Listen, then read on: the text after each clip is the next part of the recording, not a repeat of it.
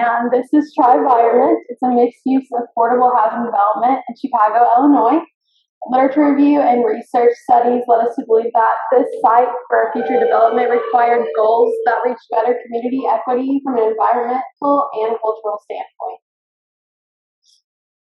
So we will begin this presentation with a quick overview of these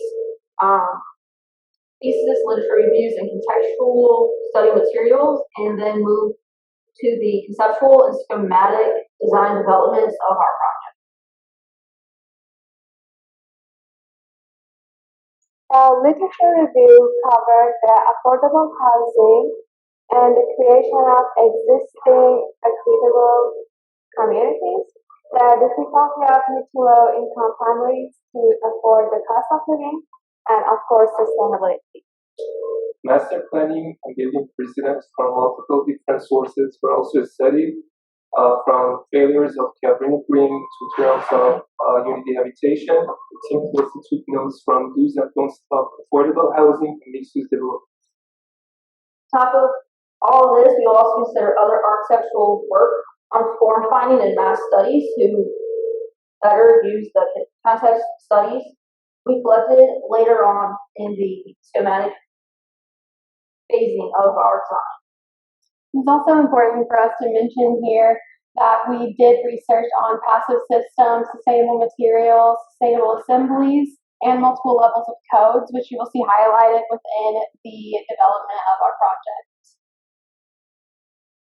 So 1717 West Webster Avenue in Chicago, Illinois, has many unique and challenging features.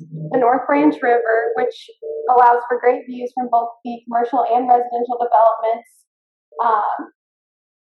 has an opportunity to use natural water resources for sustainable water-based building systems.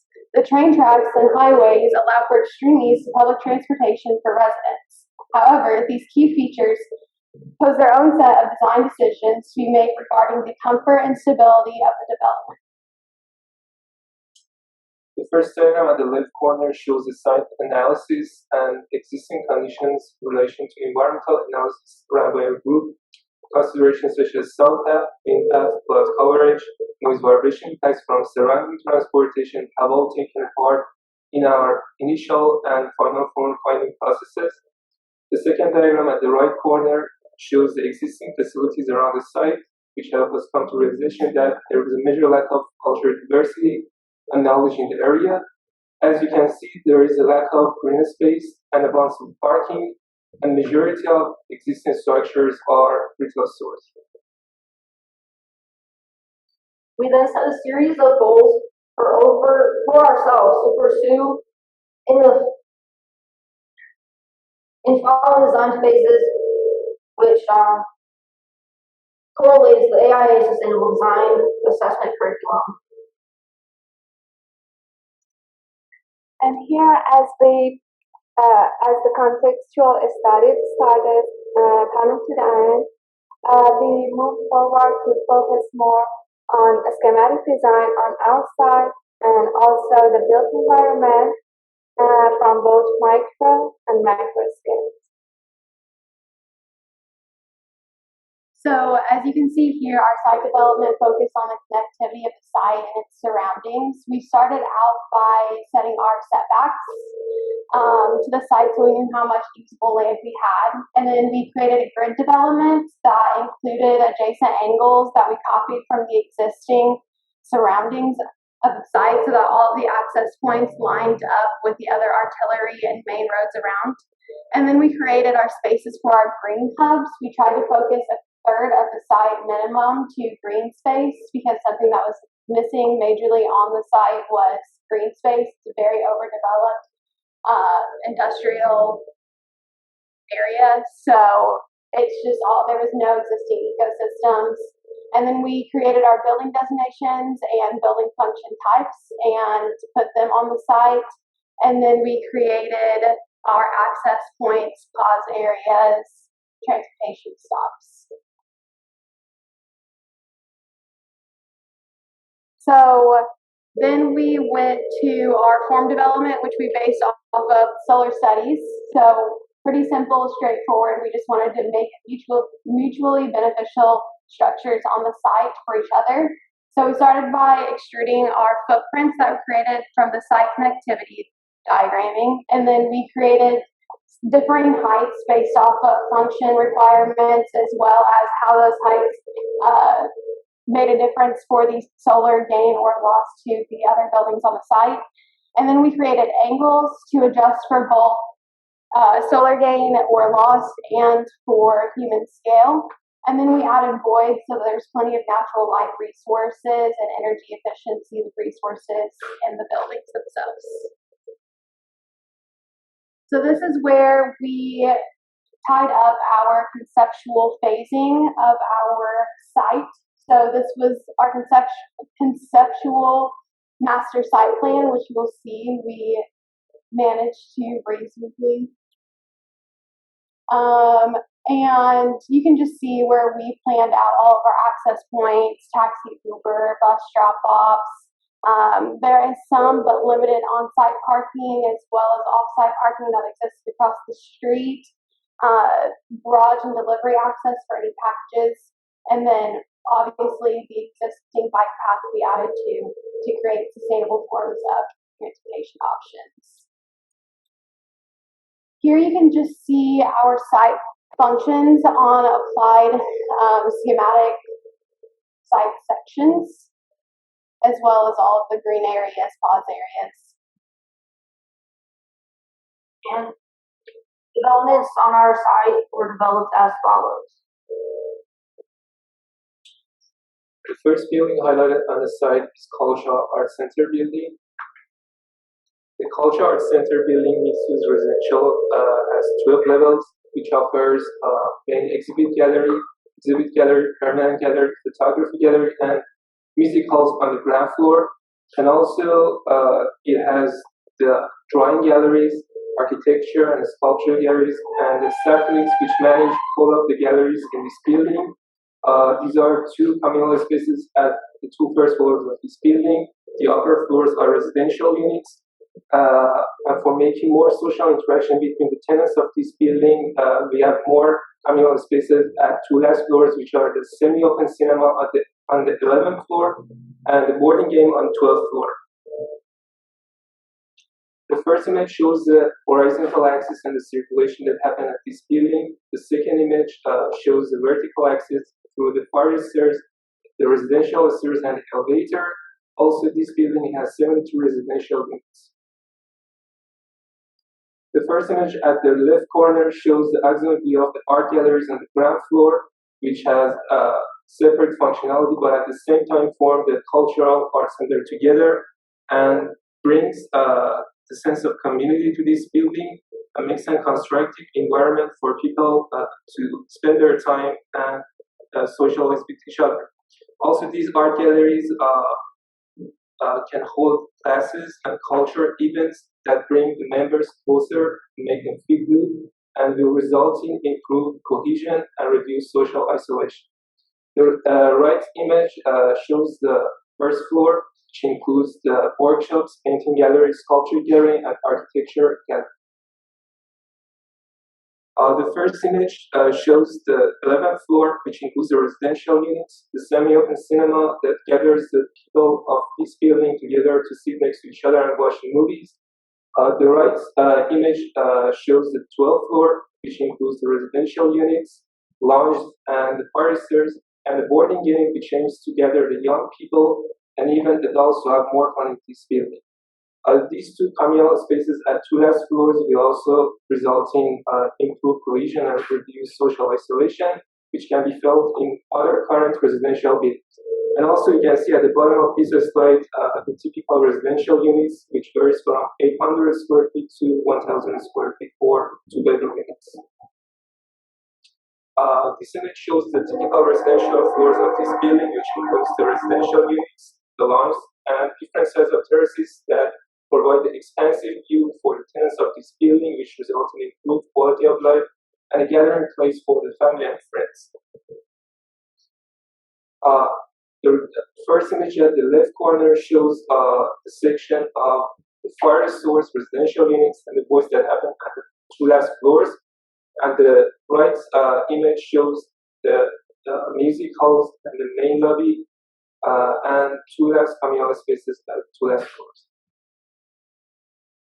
The first image shows a structural system of this building, which is a hybrid structure. The reason behind choosing hybrid structure is it allows the building to have better functionality, improve versatility, increase efficiency, durability, and reliability, reduce cost, maintenance costs, and operation, and finally sustainability and environmental impacts that all have been considered during this project. And the right image shows the vertical axis through the fire stairs, residential stairs, and the quality stairs that all have give the tenants of this building options to go across each levels. Here's the tailored list of materials that we use for this project, and you can see the total list at the bottom of this table.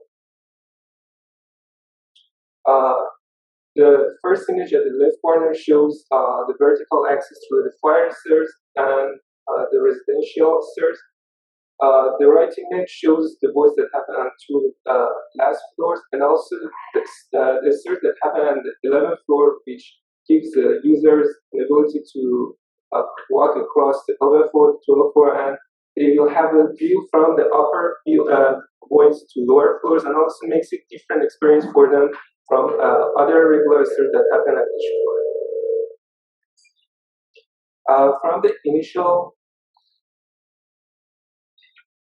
From the initial operational energy use intensive simulation of 215 changes in construction types from high insulation light proofing system and heavy weight exterior wall and floor construction. High mass floor slabs, this dropped to 59.9 British thermal pressure. And as we have the solar radiation at the south and west side of the facade of this building, the wooden louvers were implemented on the southern and western facade of this building to provide an efficient shading system for residential units. And the structure used for this system was hybrid structure, having the step silhouettes provide expansive views for this building. And by running the EI analysis on this building, we took advantage of this to making net zero, to providing these tenants of this building more affordable housing system in case of operational energy use. Great. So for the sake of time, there's a lot of things that we did similar, and I'll make sure to go through those pretty quickly, but thank you, Soroush. The next building we're going to highlight is the Co-working Cafe Center. So the Co-working Cafe is a mixed-use and residential development. It has 6 levels, including a rooftop greenhouse, which is climate controlled. Here you can see the vertical axes as well as the horizontal axes of the building, which I kept mentioning, so I'll make you guys subject to it. You can also see the residential and the mixed-use spaces in form here. And here you can see all of the tabulated mechanical, electrical, plumbing, and waste necessary to meet code regulations and the materials necessary to meet the goals of our project as a whole. So from the ground floor of the co-working center, when you enter, there's a cafe. And from the ground floor, there is a lot of collaborative space and some workstation areas. It's pretty open in layout, and it is supposed to encourage creative thought processes and comfortable work environments. On the residential floors, there's obviously these residential units right here. On this one in particular, I chose to be typical. You can see both the 2-bedroom and 3-bedroom residential units. You can also see the atrium in the center of the residential floors. And you can see here that there are workstations, and here that there are some lounge spaces that are on the other side of the quality staircase. These spaces are supposed to be created to make a fluent live-to-work-home relationship for anyone who works from home still from COVID, or decided that that was a lifestyle they preferred after COVID. We all get that. And then anyone who might be attending college online, or maybe just even somebody who wants to launch their own small business. It's a great place to start. Here's an axonometric view of the green roof. So I did it a little bit differently, tried to take a different approach. Instead of doing just a full green roof with a green roof assembly, I made an EPDM white membrane roof to get rid of some of the gain of those winds that come off of the lake, and as well as just from being in Chicago, the windy city itself, and those chilling winds for 9 months out of the majority of the year. And so, on this, there's planters instead on top of the EPDM roof, and the planters themselves have an assembly inside of them to help maintain the necessities for growing things. And then because of the angles of each side, it faces both west and east in equal amounts at different parts of the day, so that there's consistently a temperature that's maintained within that, and it's not making a major pull one way or the other on the HVAC mechanical systems. And you can see here that the atrium in the center goes all the way through the green roof garden, which I'll hit on a little bit more later. And then just another thing to know, all of the public areas have either an ADA men's restroom, women's restroom, or a gender neutral restroom. And then down here you can see I have 4 types of units in my building. I have 20 units total. They range from 800 square feet to 1,200 square feet to fit any size of family need. So these diagrams just highlight the vertical access of the building and the vertical circulation. So this is, here you can see my quality stair. It's lined with these planters on the outside of the building, which would have evergreen plants in them to sustain plant life in them as much of the year as possible. And then these 2 areas have fire stairs, and then I obviously have 2 elevators there that you can see. One would feed to residential spaces specifically, and one would feed to the commons places and stops and all the way up to the roof to kind of reorganize those means of transportation in the building, and so that residents basically aren't having to constantly wait for public people in the building to catch an elevator. So my structure is pretty straightforward. It's just an all steel structure. The one notable thing is the large amount of tile foundations. One highlight of tile foundations is that they collect and distribute vibrations, which will be very helpful for the existing trains that is so adjacent to the site. So it'll help the columns going vertically up, help maintain their steadiness, and no living in the building will have to feel those vibrations when they go by. Again, this is just another list of material and assembly specifications. My building itself for materials and assemblies, average in Chicago runs around 500 to 600 cost per square foot of all construction materials, which is pretty pricey. And that's just in this area specifically. It's only 30 minutes from downtown, so you can expect that to happen. But I ranged mine to be within $392 per square foot for all construction and okay, so here you can see a north-south perspective section. I've highlighted a few of the notable areas. So in this first one, you can see the workstations, which have outlets, so you can plug your computer there, sit there, and work. It faces north towards the retail and restaurant center. You can people watch, and with the balconies spanning the length of, or the width of that floor where you're sitting, it gives a nice, when you're looking at your computer, peripheral vision of just green.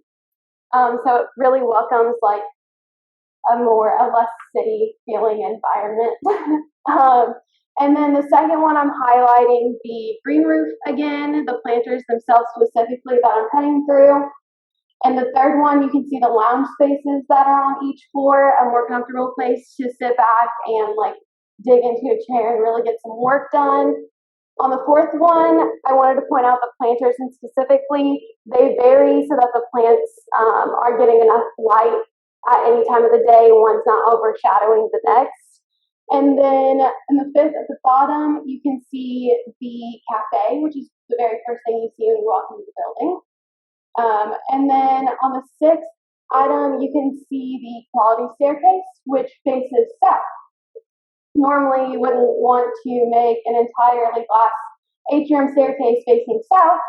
However, we have a very small site, and we were trying to build our buildings to be mutually beneficial to each other. So in response to being so close to another building, I decided to create an atrium on the south side to boost up that solar gain. Majority of the day, it's not going to see a whole lot of sunlight at all, not direct sunlight anyway, but it will get a certain amount of secondhand sunlight from the break between the buildings. And then a quick explanation of my facade system. I angled it adjacently so that from one level to the next, you can gain and pass the same amount of solar from either the evening or the morning. And then the atrium, which is here in the center, I tried to lighten up a little bit. Basically how it works is because of the angles of my atrium, this eastern sun comes in this side and the western sun comes to this side, and they're mirrored heliostat sidings on the floors and the inside. So what the light does is bounce back and forth into these common public spaces to receive as much light on the inside as possible throughout the day. And then also the green roof being open to the atrium above allows fresh oxygen to come downstairs through the atrium from the green planters, and for CO2, which is what you breathe out, to escape from the top of the building. And then just real quick, we changed a couple of things from midterm, but for the most part, my EUI operational energy analysis was already pretty great. I managed to get it down to a 28.8 kV per year. So, yeah. So the restaurant, the retail center, or building 3, sits at the northwestern area of the site. It is the largest of the 4 buildings on our site, and it has a restaurant along with 2 retail centers, and a lobby that has access to an elevator for anyone visiting the site to actually go to the green roof. There's also specific amenities that are just for tenants of all 4 of the buildings. So going through this really quick, haven't changed since midterm. Is on the left is basically just elevators and stairs, and then on the right is tabulates for individual spaces, kind of showing residential mainly, and anything that was going to be used from code and materials. So the top left is the ground floor, showing that it has the restaurant, the 2 retail spaces, and the lobby. And then towards the back, a little bit more private, there's also bike storage, laundry facility, facility storage for tenants, along with a mail room, an area for packages to be delivered and picked up. And those are available for only tenants of all 4 buildings to utilize. However, the public can go through and go up to the green roof. And then on the bottom right is a typical residential floor, showing just generic layout. Also showing in the center, between the 2 atriums, are common spaces, and depending on the floor, there's also little work areas. And then the green roof has just a nice little sidewalk that goes all the way around it, so you can kind of see all the different brush up there, and trees, flowers, and then you can also see those 2 atriums. The larger of the 2 atriums actually stops when you get to the first level, the level of the residential, due to a restaurant being down below it. However, the smaller one holds the quality stairs that is open to all residents, and it goes all the way down to the main lobby. And then at the very bottom are the 4 different types of residential units that you will find in this building. There's 94 of them in total, ranges between 750 feet and 1,100 square feet for a 3-bedroom. So in the first section on the left, to my east-west section, really wanted to show the quality stairs. There are 2 fire stairs as per code that are less or no more than 125 feet apart. I really wanted to show that quality stair and how it kind of goes back and forth, so it's not just a generic stair. And then the north-south section highlights again the atrium, and then shows also some of the residential units that can be seen along with the double elevators. The fire stair actually sits on the side that was cut off from here, is one of the fire stairs. And then all steel structure, that's very generic. And then again, just like the other 2, material lists with the total. Then these are 2 different sections. The north-south perspective wanted to go in a little bit further than that first one. I really wanted to show you guys the common spaces that are in my area, along with those 2 atriums.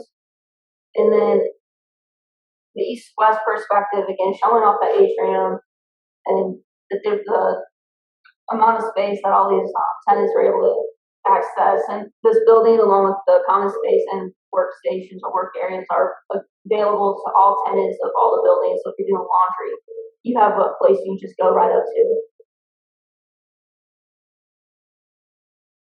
Then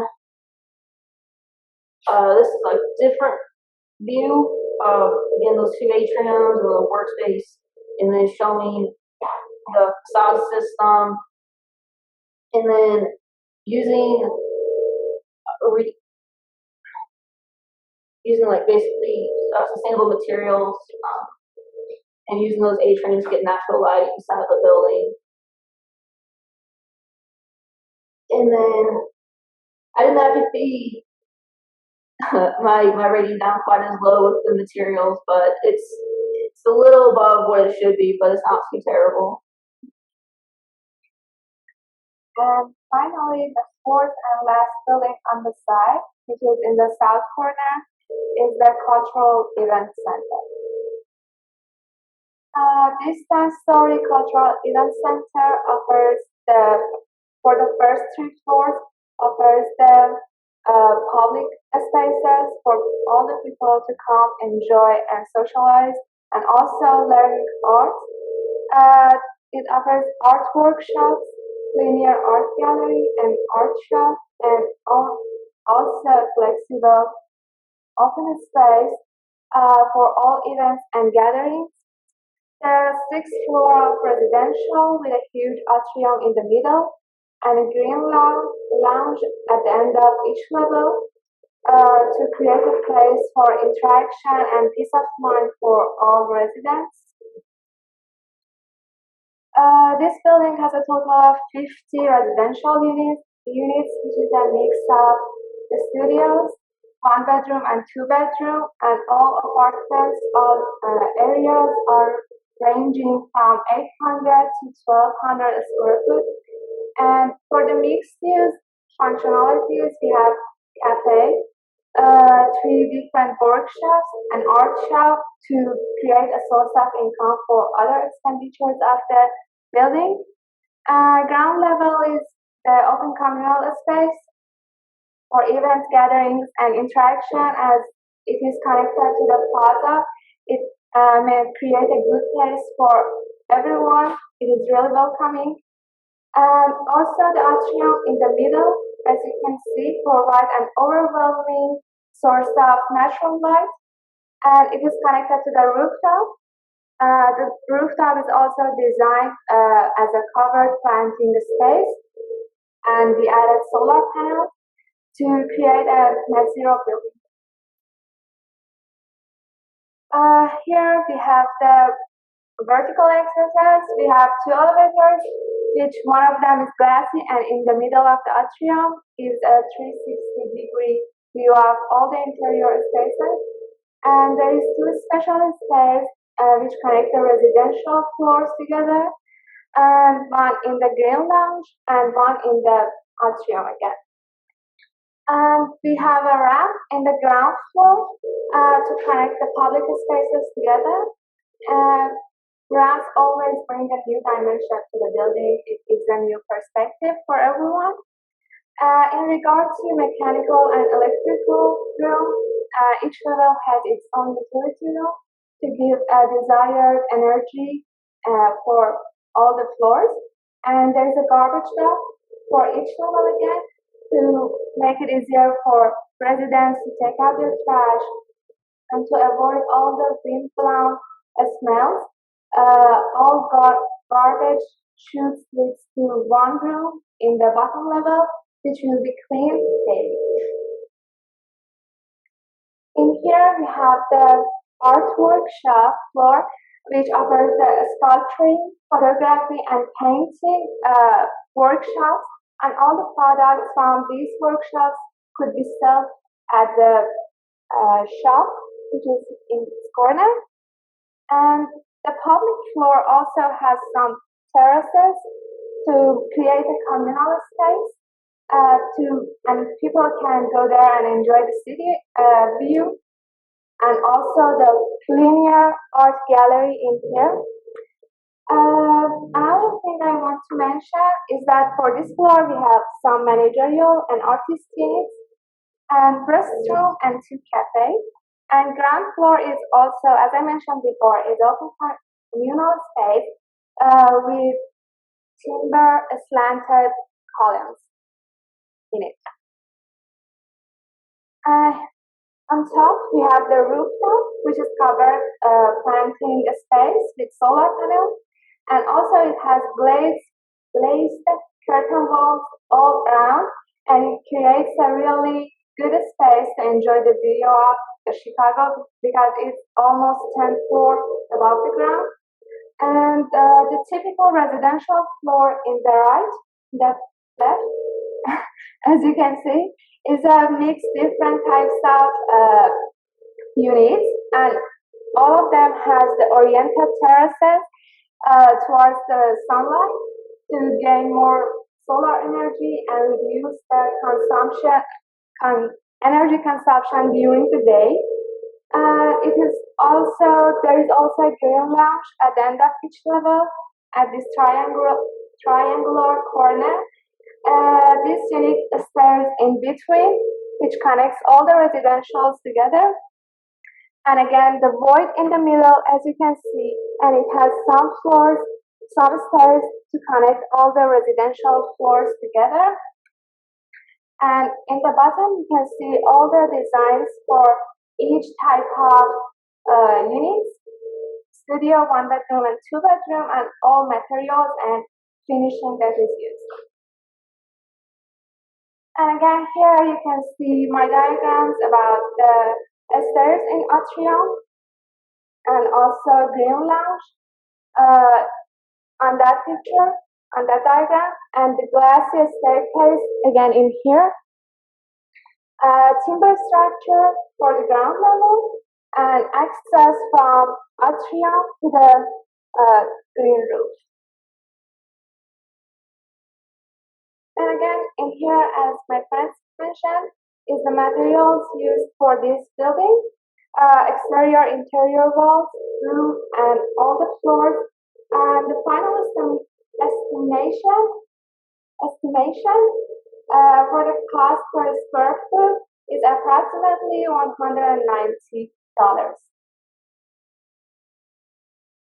Here we have the proposal for the structure of the building, which is a hybrid structure.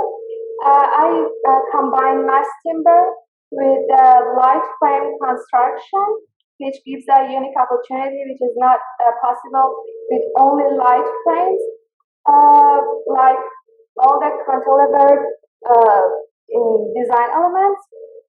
And these days, vast number of buildings using this hybrid construction and combine wood with different materials like steel, concrete, and glass.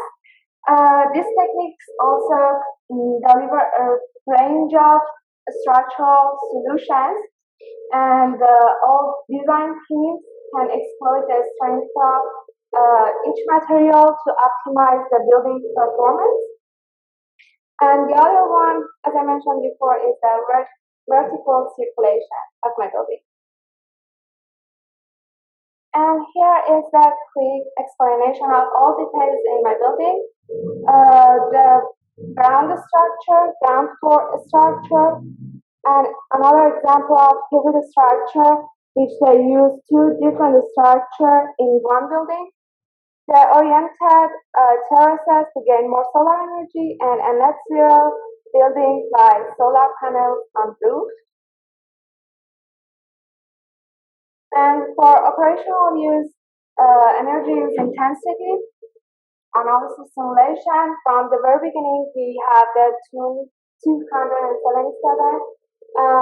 which by changing some materials, as I mentioned in that part of the slide, we dropped it down to approximately 31, which is exceed the target's aimed energy efficiency. And here is the general conclusion of this cultural event center.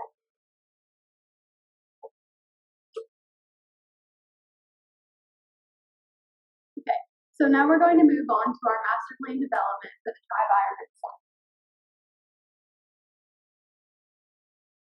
The mission was to create viable spaces with a wide variety of functions to help promote equitable, mixed-use housing on the north side of Chicago, Illinois.